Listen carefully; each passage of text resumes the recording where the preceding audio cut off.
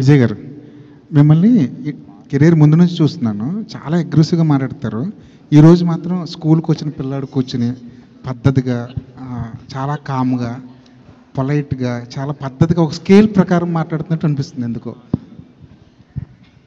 నేను ఎప్పుడు లోపల అనిపించేది మాట్లాడతా, ఇప్పుడు ఇట్లా అనిపిస్తుందేమో అట్లా మాట్లాడుతున్నా.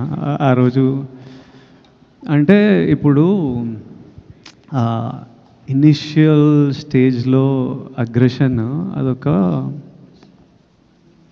అప్పుడు కూడా నేను ఎప్పుడు నిజంగా మనసులో అనిపించిందే మాట్లాడతాను. నేను దేని గురించి ఎవరి కోసమో నేను మారను.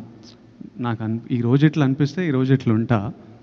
కాకపోతే ఆ ఇనిషియల్ స్టేజ్లో వచ్చే అగ్రెషన్ ఏముంటుందంటే it's like a defence mechanism. It's a defence mechanism. ఎవరు మనని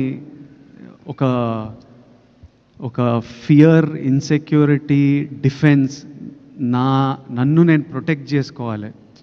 ఎవరు నన్ను తక్కువ మాట్లాడొద్దు, ఎవరు నా వైపు ఫింగర్ పాయింట్ చేయొద్దు, నేను డిజర్వ్ చేసింది నాకు దొరకాలి అనే, అప్పుడు నేను నా డిఫెన్స్. సో ఓవర్ ప్రొటెక్టివ్నెస్లో కొంచెం ఆ అగ్రెషన్ ఉంటుంది. నెమ్మదిగా what will soften a man is love.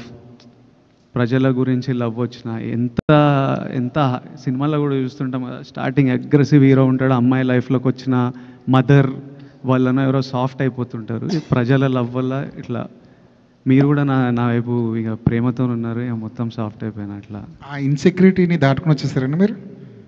ఆ ఫియర్ పోయింది. ఇంకా ఫియర్ అంటే ఎవరు ఏం చేస్తారు, మనని ఎవరు ఎట్లా మ్యానిపులేట్ చేస్తుండ్రు, ఈ ఫియర్లు ఇనిషియల్ స్టేజ్లు ఉంటాయి. మనకు ఎవరు లేరు కదా మనకు సపోర్ట్ చేయడానికి. సో అది ఉంటుంది 100%. డెఫినెట్లీ అన్నీ ఏదో ఫియర్ నుంచే పుడతాయి. Any sort of behaviour, fear లైఫ్లో ఎక్స్పీరియన్సెస్, చిన్నప్పుడు గ్రోయింగ్ అప్లో experiences, it will all be part of that. Every change also that happens is because of the experience.